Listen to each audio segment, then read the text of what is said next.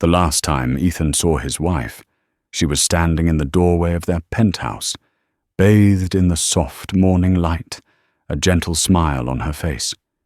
She was 6 months pregnant with their first child, and to him, she was the perfect picture of domestic bliss. He blew her a kiss, promised he wouldn't be late, and walked out of her life forever. He just didn't know it yet. What he would discover over the next 9 months would not only shatter his world, but redefine the very meaning of power, love, and loss.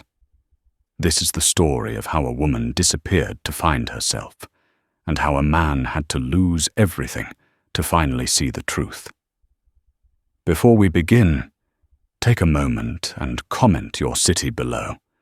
It's always fascinating to see where everyone is tuning in from around the world. Now let's dive in. The late afternoon sun was a river of liquid gold, pouring through the floor-to-ceiling windows of the penthouse Ava called home. It glinted off the chrome legs of the minimalist Italian sofa, warmed the polished marble floors, and cast long, dancing shadows that stretched from the abstract sculptures to the state-of-the-art kitchen. At 28, Ava was living a life most people only saw in magazines. She was the beautiful, 6 months pregnant wife of Ethan Vance, a charismatic real estate mogul whose ambition was as vast as the city skyline visible from their balcony. Their life was a carefully curated collection of perfect moments. Weekend trips to Napa on a whim, surprise diamond earrings left on her pillow, romantic dinners at restaurants where the wait list was a year long. Ethan was a master of the grand gesture, a man who knew how to build an empire and, seemingly, a perfect marriage. Ava had once believed in that perfection with every fiber of her being. She had fallen for his sharp intelligence, his disarming smile, and the way he made her feel like the only person in a crowded room. He was her anchor, her partner, her future. But lately, the anchor had felt adrift. A subtle, almost imperceptible shift had occurred in the architecture of their relationship.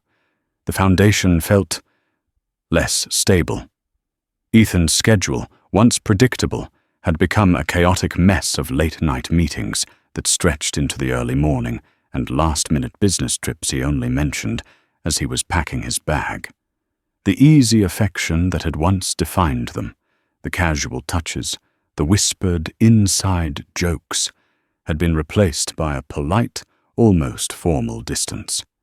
When he did look at her, his eyes seemed to see through her, his mind already on the next deal, the next conquest. Ava tried to rationalize it. It was the stress of a new acquisition, she told herself. It was the pressure of maintaining his empire. Or maybe, just maybe, it was her. Pregnancy had made her more sensitive, her emotions a turbulent sea of hormones. She found herself scrutinizing his every word, every glance, searching for cracks in a facade she desperately wanted to remain flawless. Was she just being a cliché? The needy, hormonal, pregnant wife?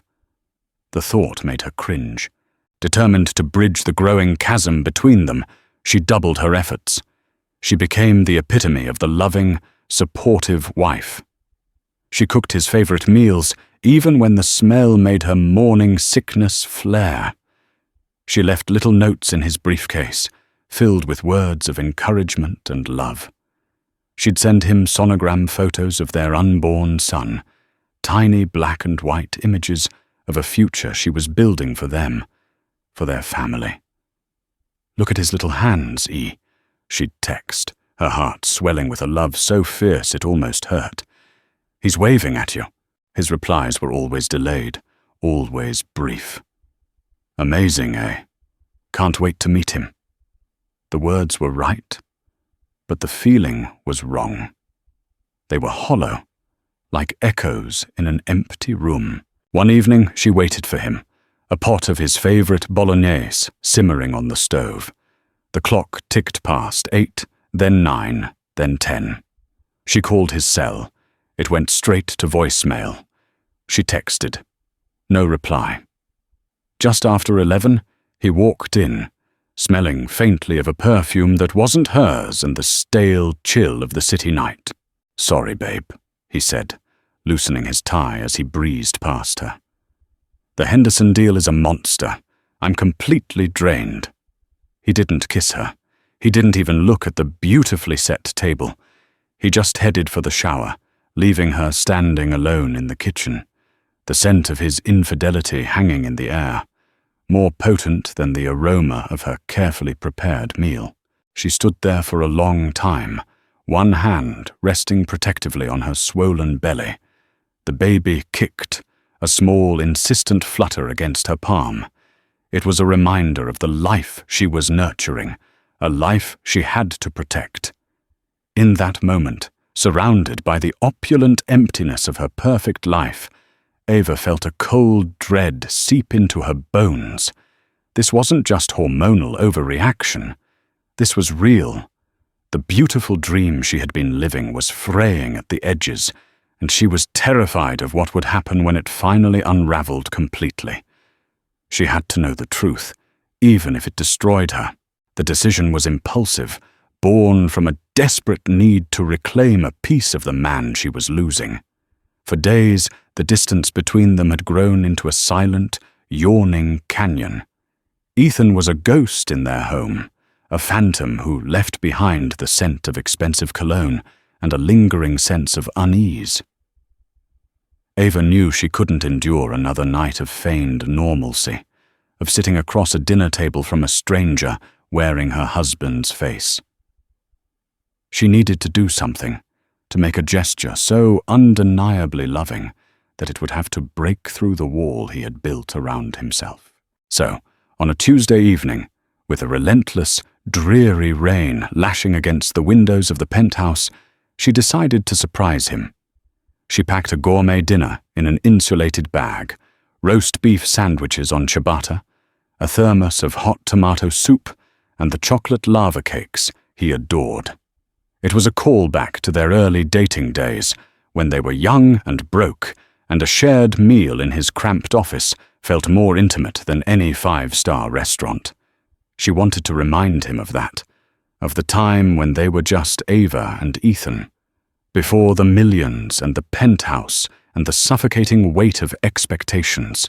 The drive downtown was a blur of slick, glistening streets and the rhythmic thump of the windshield wipers, each sweep a metronome counting down to a moment she couldn't yet comprehend. The Vance Tower was a sleek, imposing monolith of glass and steel, a monument to Ethan's ambition. The lobby was mostly deserted, the security guard giving her a familiar nod as she headed for the private elevator that went directly to the executive floor. The 30-second ride felt like an eternity. With each ascending floor, her anxiety tightened its grip. What if he was annoyed? What if this was a stupid, desperate move? She pushed the thoughts away, clutching the dinner bag like a shield. She was his wife. She was carrying his child. She had every right to be here. The elevator doors opened to a hallway of hushed, expensive silence. The plush carpet absorbed the sound of her footsteps. Most of the offices were dark, but a sliver of light escaped from under the door at the far end of the hall, Ethan's office. As she drew closer, she heard it. A sound that didn't belong in the sterile, professional quiet of the corporate floor. Laughter. A woman's laughter, light and unrestrained, followed by Ethan's deeper, rumbling chuckle. Ava's heart hammered against her ribs. She slowed her pace, her breath catching in her throat. She crept the last few feet to the door, which was slightly ajar. Peeking through the narrow opening, the world tilted on its axis. Ethan wasn't at his desk, buried in paperwork. He was on the plush leather sofa that faced the window, the city lights a glittering backdrop to his betrayal. And he wasn't alone. A woman with sleek, dark hair and a form-fitting red dress was curled up beside him, her head resting on his shoulder. It was Sienna, his new head of marketing, a woman Ava had met briefly at a company event, a woman whose sharp ambition she had noted with a flicker of professional admiration. But this was not professional. Ethan's arm was wrapped around her, his fingers toying with a strand of her hair. He leaned in and whispered something in her ear, and Sienna laughed again, tilting her head back to look at him. The look that passed between them was not one of fleeting attraction or a drunken mistake. It was a look of deep, settled intimacy, of devotion. He looked at Sienna the way he used to look at her. Ava felt the air leave her lungs in a silent, ragged gasp. The dinner bag suddenly felt impossibly heavy, its warmth a cruel mockery of the cold that was spreading through her veins. She saw Sienna reach up and trace the line of his jaw with a perfectly manicured finger, a gesture of ownership so casual, so confident, it made Ava's stomach clench. She backed away from the door, her movements stiff and robotic. She didn't make a sound. She didn't run. She didn't cry. Not yet. A strange, chilling clarity washed over her. The shock was so profound it transcended pain, leaving behind a hollow, ringing numbness. This wasn't just an affair. This was a replacement. He hadn't just found another woman. He had found another life, one that didn't include her or their unborn child. She turned and walked back down the long, silent hallway, her reflection a ghostly figure in the polished glass walls. She stepped into the elevator, the dinner bag still clutched in her hand, and pressed the button for the lobby. As the door slid shut, sealing her in with the devastating truth, she finally looked down at the bag. The dream of their future, of their family, wasn't just broken. It was a lie, and she had been the only one living it. The descent back to the ground floor was the beginning of a much longer, much deeper fall. The night was a sleepless, suffocating blur. Ava lay in their king-sized bed, the space beside her cold and empty, until Ethan finally slipped in sometime after 2 a.m., his breathing heavy with the scent of another woman's perfume and a day's worth of lies. She didn't move. She didn't speak. She just lay there, her eyes wide open in the darkness, her hand resting on her belly, feeling the rhythmic, innocent kicks of the child who was tethered to a life built on deceit. The image of Ethan and Sienna on that sofa was seared into her mind, a looping, silent film of betrayal that played over and over again. The next morning, she tried. For the sake of the child, for the sake of the vows she had once believed in, she made one last, desperate attempt to salvage the wreckage. She found Ethan in the kitchen, already dressed in a crisp suit, scrolling through emails on his phone as he sipped his espresso. "Ethan, we need to talk," she said, her voice surprisingly steady, though her insides were trembling. He glanced up, a flicker of annoyance crossing his features before he smoothed it over with his usual charming smile. "Morning, beautiful. Can it wait? I've got back-to-back meetings starting at 8. The Henderson deal is at a critical stage." "No, it can't wait," she insisted, stepping in front of him, blocking his path to the door. "This is important," he sighed, a sound of pure, unadulterated impatience. "Ava, whatever it is, we can discuss it tonight. I promise. I'll be home early." He leaned in to kiss her cheek, a perfunctory, dismissive gesture. "Don't stress, okay? It's not good for the baby," and that was it. The casual, condescending way he used their child as a tool to manage her, to silence her, was the final, brutal blow. In that instant, something inside her snapped. The heartbreak, the shock, the grief. It all coalesced into a cold, hard diamond of resolve. She realized with chilling certainty that there was nothing he could say that would fix this. An apology would be a lie. A promise would be an insult. The trust that had been the bedrock of their marriage was not just cracked, it was pulverized into dust. You couldn't rebuild on dust. As he walked out the door, blowing her a careless kiss, Ava didn't see her husband anymore. She saw a stranger, a very convincing actor who had played the part of a loving husband while living a double life, and she would not be his audience for one more day. The decision to leave wasn't a dramatic, tear-filled choice. It was a quiet, logical conclusion. She couldn't raise her child in a house filled with lies. She couldn't let her son grow up thinking that what his father did was acceptable, that love was disposable. She had to protect him, and to do that, she had to disappear. The rest of the day, she moved with a strange, detached efficiency.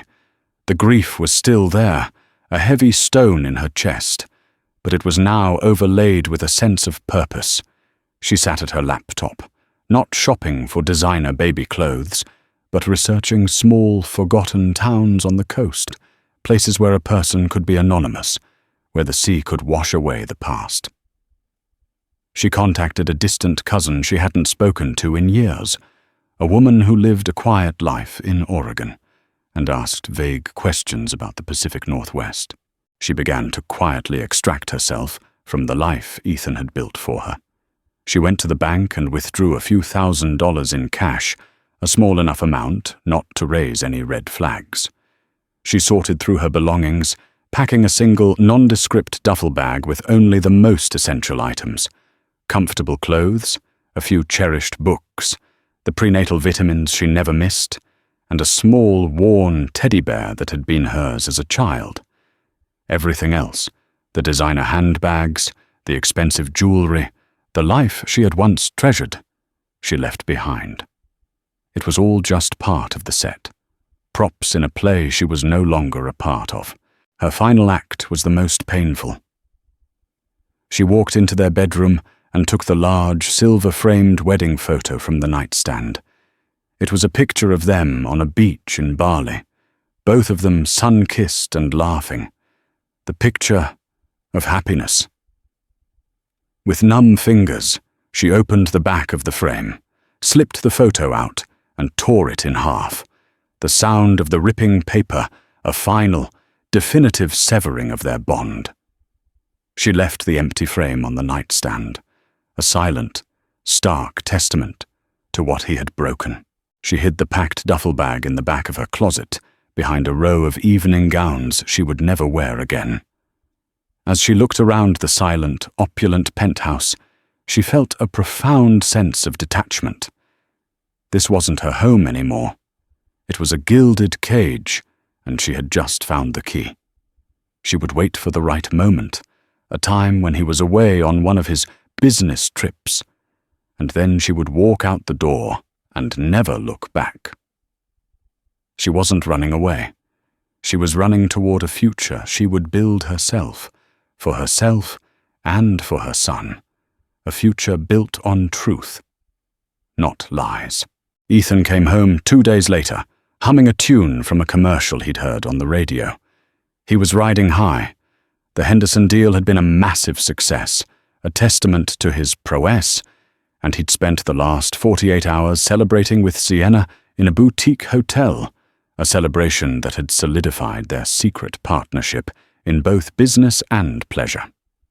He walked into the penthouse, expecting to find Ava on the sofa, probably asleep with a book on her lap, ready to be placated with a story about his grueling work trip and a gift from the airport. Instead, he was met with an unsettling silence. The apartment was immaculate, too neat. There were no magazines on the coffee table, no half-empty glass of water on the counter. It felt sterile, like a hotel room that had just been cleaned. "Ava?" he called out, his voice echoing slightly in the vast space. No answer. He walked into the bedroom. The bed was perfectly made. He checked the closet. A significant portion of her clothes was gone. Not the expensive gowns or designer suits, he noted with a strange sense of relief, but her everyday things: jeans, sweaters, comfortable shoes. He walked into the bathroom. Her toothbrush was missing, along with her favorite face wash, And the prenatal vitamins she was so diligent about. A flicker of irritation sparked within him. Was this some kind of game? A dramatic, passive-aggressive punishment for his absence? He pulled out his phone to call her, ready to deliver a lecture on her childish behavior. That's when he saw it, sitting on her nightstand, her phone. And beside it, the empty silver frame, its glass staring up at him like a blind eye. A cold knot of dread began to form in his stomach. This wasn't a game. Ava would never leave her phone behind. It was her lifeline, her connection to her family, her doctor, the world. He frantically called her mother, her sister, her two closest friends. Each conversation was the same. No one had seen her. No one had heard from her. The last anyone had spoken to her was 3 days ago, and she had sounded, in their words, a little down, but fine. Panic, real and raw, finally set in. He called the police, his voice a convincing performance of a distraught husband on the edge of collapse. The officers who arrived were professional, but detached, their questions sharp and probing. Had they argued? Were there any financial problems? Was she unhappy? Ethan played his part to perfection, painting a picture of a blissful marriage and a deeply loved, if emotionally fragile, pregnant wife. The next day, the story broke. Pregnant wife of millionaire Ethan Vance vanishes without a trace. Ava's smiling face was plastered across news websites and television screens. The media descended like vultures, their cameras and microphones, a constant presence outside the Vance Tower. Ethan, guided by a team of high-priced public relations experts, embraced the role of the grieving husband. He gave tearful press conferences, his voice cracking as he pleaded for any information, for his beloved Ava to come home. He announced a $100,000 reward, a figure designed to signal desperation and immense wealth. The public ate it up. Sympathy poured in from all corners. He was the tragic hero, the powerful man brought to his knees by a cruel twist of fate. Privately, however, the narrative was very different. In the stolen moments he had with Sienna, his public grief morphed into a bitter, resentful anger. "She's doing this to punish me," he seethed during a hushed phone call. "She must have found out. This is her way of destroying me, of making me look like the bad guy." Sienna, for her part, tried to be supportive, but a seed of resentment was beginning to take root. She had signed up to be the mistress of a powerful, charismatic man, a position that came with glamour and excitement. She had not signed up for this. Ava's ghostly presence was everywhere. She was in the sympathetic looks from strangers, in the hushed whispers of Ethan's colleagues, in the very air of the penthouse that still felt like it belonged to another woman. Ava, in her absence, had become a martyr, a saint, and Sienna was, by default, the villain of a story she couldn't control. Ethan's public pleas grew more desperate, his performance more polished. He sat for a prime-time interview, dabbing at his dry eyes as he looked directly into the camera. "Ava, my love, if you can see this, please just let us know you're safe. I can't live without you. Our son needs his mother. I need you." But as the days turned into weeks, and the weeks into a month, the investigation stalled. There were no leads, no sightings, no activity on her bank accounts or credit cards. It was as if Ava had simply stepped out of her life and dissolved into thin air. Ethan's public facade began to crack under the strain of his own lies, the chasm between his private fury and his public sorrow widening into an unsustainable gulf. He was the worried husband to the world, but in the dead of night, staring at the empty space beside him in bed, he was just a man haunted by the ghost of a woman he had fatally underestimated. While Ethan Vance was performing for the cameras in New York City, Ava was 3,000 miles away, breathing in the salty, damp air of the Pacific Northwest. She had become Claire, a name she'd plucked from a novel she loved. The town she had chosen was a tiny, forgotten dot on the Oregon coast named Port Blossom. It was a place of weathered seaside cottages, a single main street with a grocery store and a diner, and a rugged, wind-swept beach where the relentless grey waves of the Pacific crashed against volcanic rock formations. It was the perfect place to be invisible. Her new home was a small, cedar-shingled cottage perched on a bluff overlooking the ocean. It was old and creaked in the wind, and the scent of salt and damp wood was permanently etched into its walls. After the sterile, modern opulence of the penthouse, the cottage felt wonderfully, groundingly real. She paid the first 6 months' rent in cash to an elderly landlord who seemed more interested in her promise to tend the small garden than in her lack of references. Life as Claire was simple, quiet, and anonymous. She was the polite, solitary newcomer who kept to herself. She bought her groceries on Tuesdays, smiled at the cashier, and returned to her cottage. Her days fell into a gentle, healing rhythm. She would wake with the sun, make a simple breakfast, and then spend hours walking on the beach, the cold sand sinking under her feet. She watched the fishermen mend their nets, and the seabirds dive for their prey. The vast, churning expanse of the ocean made her own problems feel small, manageable. The constant roar of the waves was a soothing balm to her fractured soul, washing away the noise and deceit of her old life. To support herself, she fell back on her skills as a graphic designer, a career she had put on hold to become Mrs. Ethan Vance. She found freelance work online through platforms that allowed her to work for clients across the globe, receiving payments through a secure, untraceable system. Her work was her connection to the outside world, but it was a connection on her own terms, filtered through the safety of a screen and a pseudonym. She meticulously avoided creating any official records. She didn't get a driver's license. She didn't register to vote. Most importantly, she avoided doctors.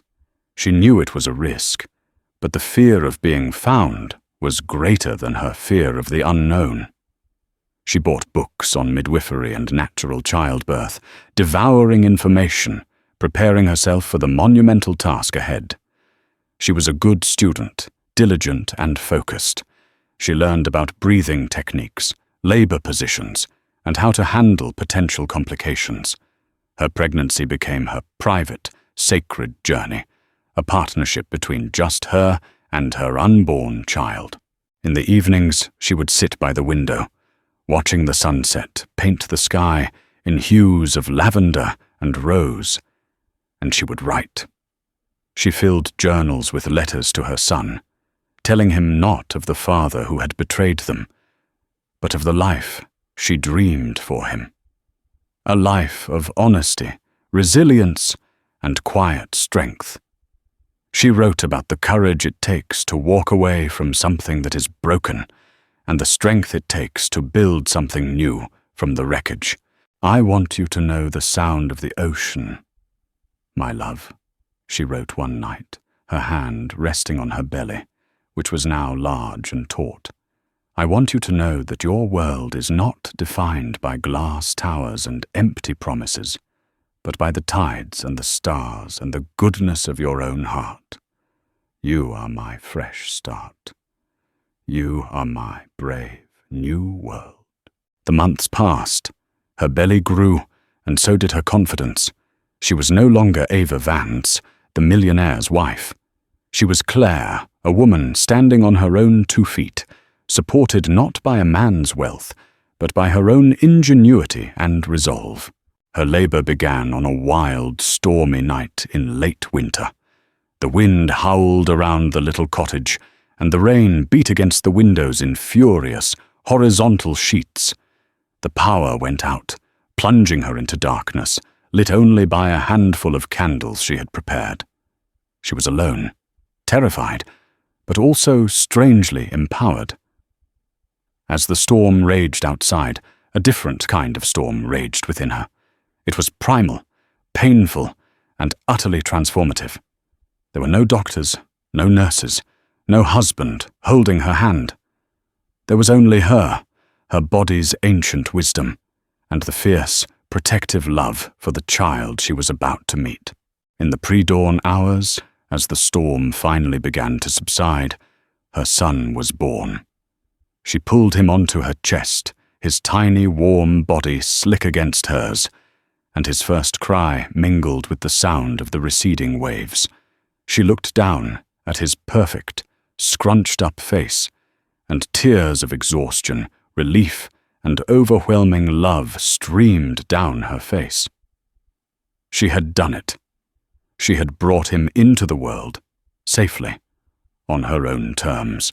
She named him Noah, a name that meant rest and comfort.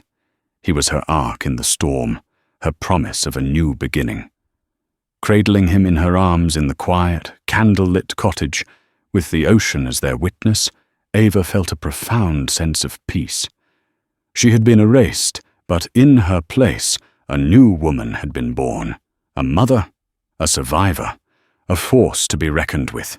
In the months following Ava's disappearance, Ethan's carefully constructed world began to unravel, thread by insidious thread.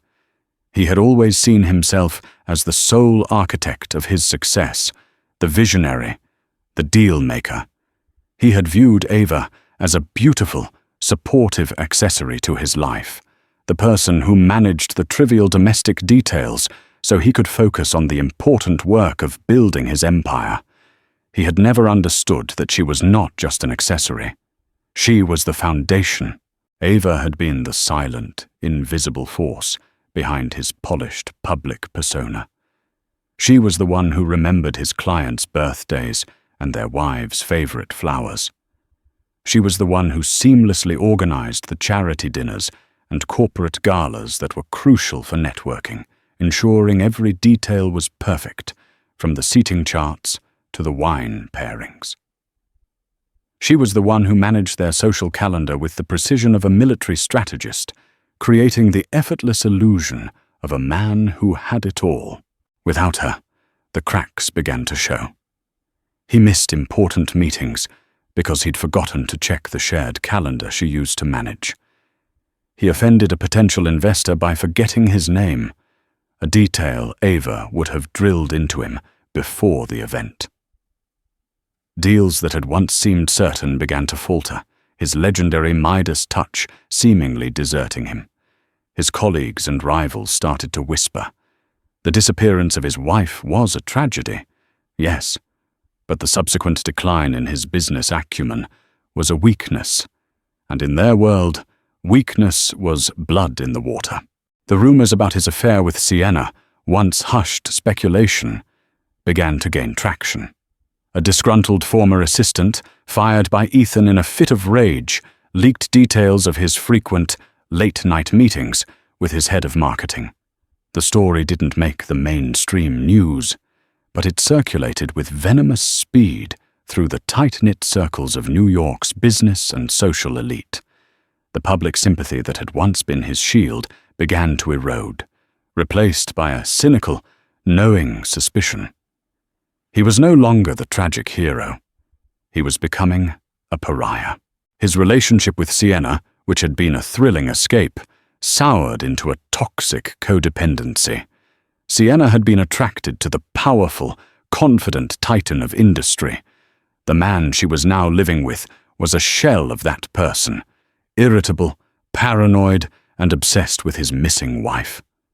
She had moved into the penthouse, a move she had once dreamed of, but it felt like she was squatting in a museum dedicated to Saint Ava.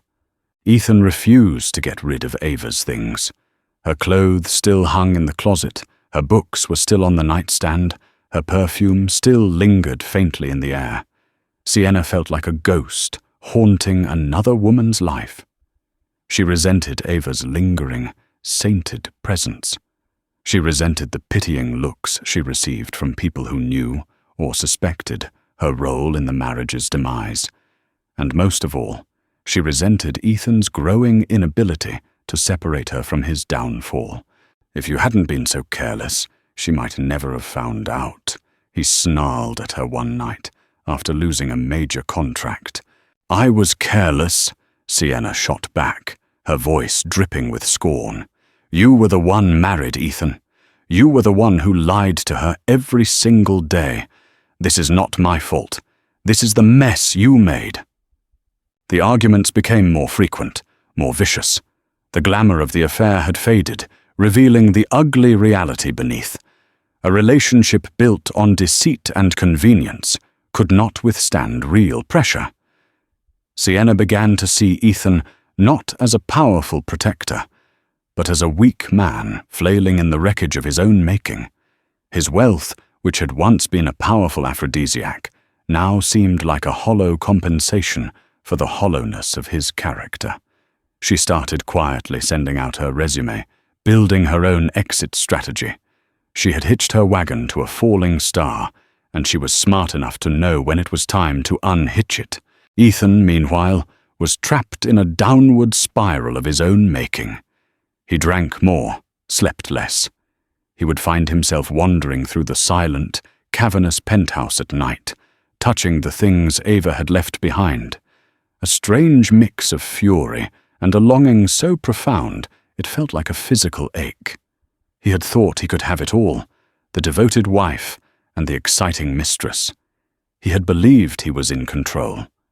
Now he was losing everything, and he couldn't understand why. He had fatally miscalculated the value of what he'd had, and the true cost of his betrayal was only just beginning to come due. The Silver Hope Gala was the crown jewel of New York's philanthropic season, a glittering affair where the city's old money and new power collided. For Ethan, it was more than a party. It was a lifeline. His business was bleeding, his reputation was in tatters, and he desperately needed to secure new investors. He needed to project an image of stability and strength, to remind the world that he was still Ethan Vance, the man who could move mountains. He arrived alone, Sienna having finally and officially left him the week before, a departure that felt less like a heartbreak and more like another asset being liquidated. He moved through the opulent ballroom, a glass of champagne in hand, forcing a smile, shaking hands, his eyes scanning the crowd for potential backers. He felt a bead of sweat trickle down his back. The vultures were circling. He could feel their eyes on him, their whispers following him like a shadow. And then the room went quiet. Not a sudden, dramatic silence, but a slow, rolling wave of stillness that started at the grand entrance and spread through the crowd. Heads turned. Conversations faltered. Ethan turned, annoyed at the distraction, and his world stopped. Standing in the arched doorway, framed by the light, was Ava. But it wasn't the Ava he remembered. The soft, accommodating woman he had taken for granted was gone. In her place stood a goddess. She was radiant, dressed in a breathtaking emerald green gown that clung to her curves, her hair styled in elegant waves, her face illuminated by a serene, unshakable confidence. She looked powerful. She looked magnificent. And she was not alone. Cradled in her arms, wrapped in a soft cashmere blanket, was a beautiful baby boy with a tuft of dark hair and his mother's calm, observant eyes. Ethan felt the champagne glass slip from his numb fingers, shattering on the marble floor with a sound that seemed to echo the shattering of his own composure. It was her.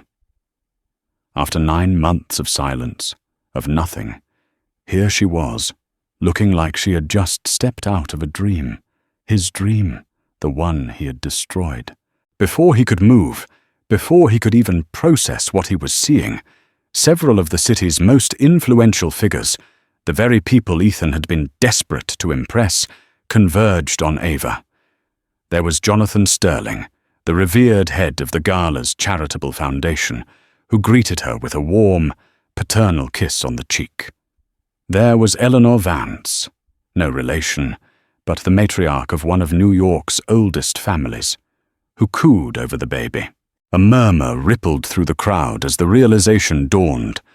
Ava wasn't just a guest. A quick glance at the event program in a nearby guest's hand confirmed the unthinkable. Under the list of the Foundation's board members was a new name, Ava Dubois, her mother's maiden name. She had not only survived, she had ascended. The position on that board was something Ethan had coveted for years, a seat that guaranteed access and influence, and she had taken it. She moved through the room with an effortless grace, politely ignoring Ethan's very existence. She laughed with a tech billionaire, discussed policy with a senator, and charmed everyone she met. She was not the victim. She was the victor. Finally, Ethan managed to corner her near a secluded terrace. "Ava," he breathed, his voice hoarse. "What is this? Where have you been?" She turned to him, her expression not of anger or pain, but of cool, detached assessment. She adjusted Noah in her arms. "I've been building a life, Ethan. A real one." "A life? You disappeared. We all thought you were. You thought I was what? A victim? Helpless?" She finished for him, a small, knowing smile playing on her lips. "You thought I couldn't survive without you. That was always your biggest mistake. You never actually saw me. I want to see my son," he said, his eyes fixed on the baby.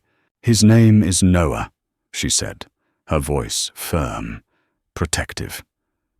"And no, you don't get to. Not like this. I left to protect him from a world of lies and betrayal. I will not bring him back into it." From across the room, Sienna, who had come to the gala with a new, older and more stable benefactor, watched the exchange. She saw the power dynamic, clear as day. She saw the way people flocked to Ava, the genuine respect and admiration in their eyes. She saw the way Ethan looked at his wife, defeated, desperate, utterly powerless. In that moment, Sienna knew with absolute certainty that she had made the right choice in leaving him. He hadn't just lost his wife. He had lost the source of his power. He was a hollow man, and Ava was the one who had finally exposed him. Ethan reached out, as if to touch Noah's cheek, but Ava took a step back, her eyes like chips of ice. "Don't," she said, her voice low but carrying the weight of an iron command. "You have no right. You gave up that right 9 months ago on a leather sofa in your office." She turned her back on him, leaving him standing alone on the terrace, the sounds of the party, of her success, washing over him. He was the ghost now, invisible in a room where his wife was the brilliant, burning sun. The Silver Hope Gala was not an end. It was a declaration. In the weeks that followed, Ethan's desperate attempts to contact Ava were met with a wall of impenetrable silence. His calls were routed through her assistant, a briskly efficient woman who informed him that Ms. Dubois' schedule was full. His emails went unanswered.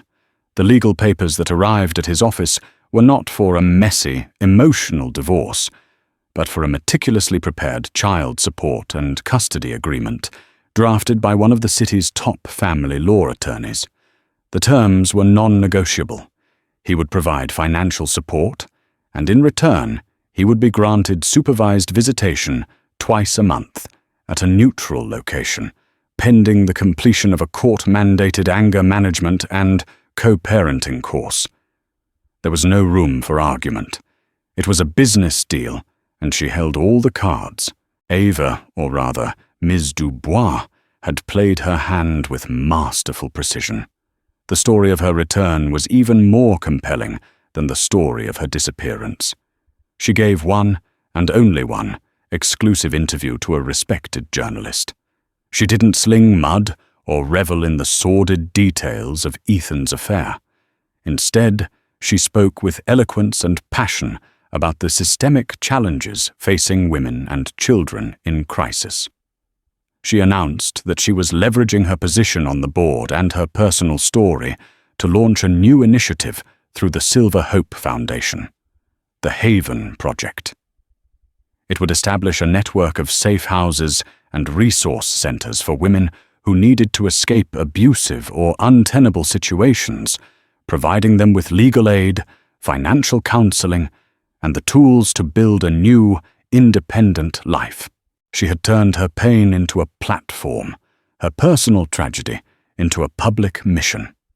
She was no longer defined by her relationship with Ethan Vance.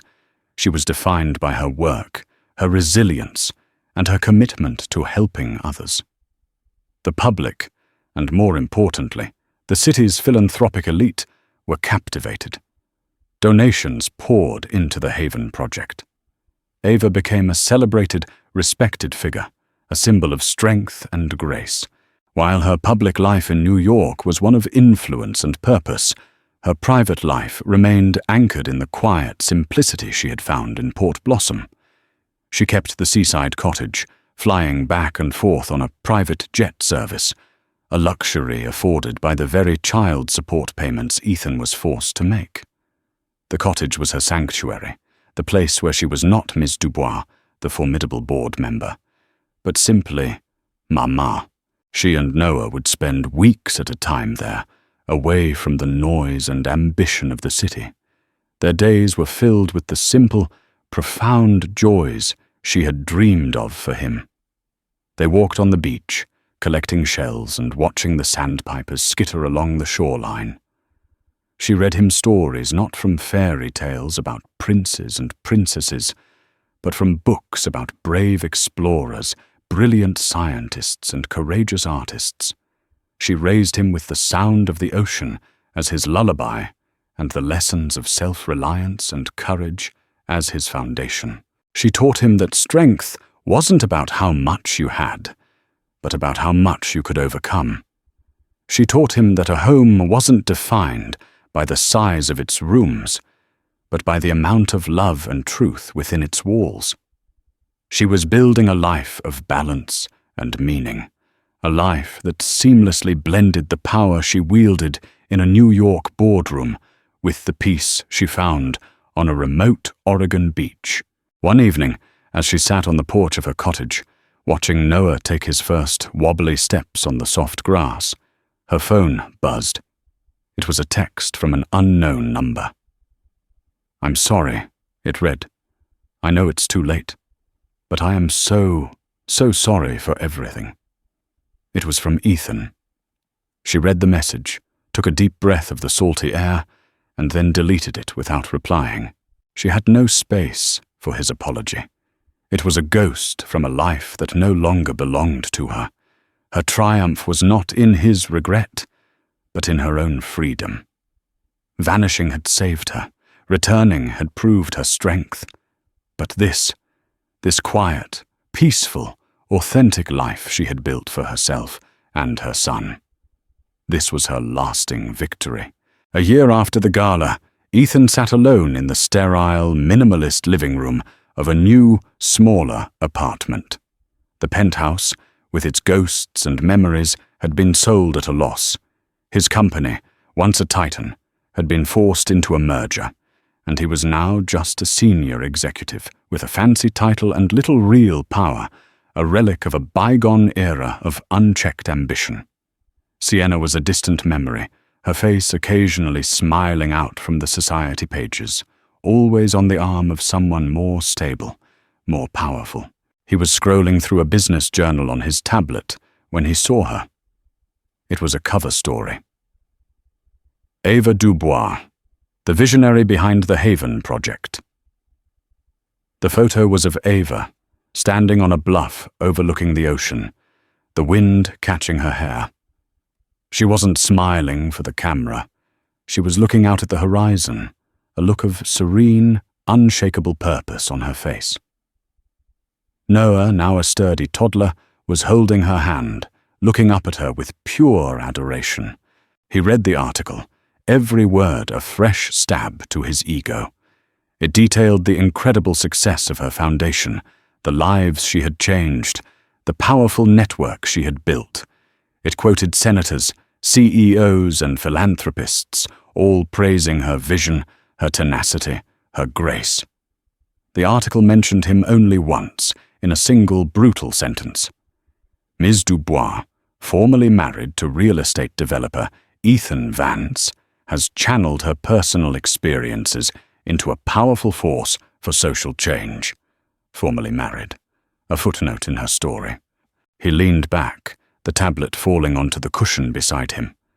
For months, he had been consumed by what he had lost. His company, his status, his money. But looking at that picture, at the woman she had become, and the son he barely knew, he finally understood the true depth of his loss. He hadn't just lost a wife.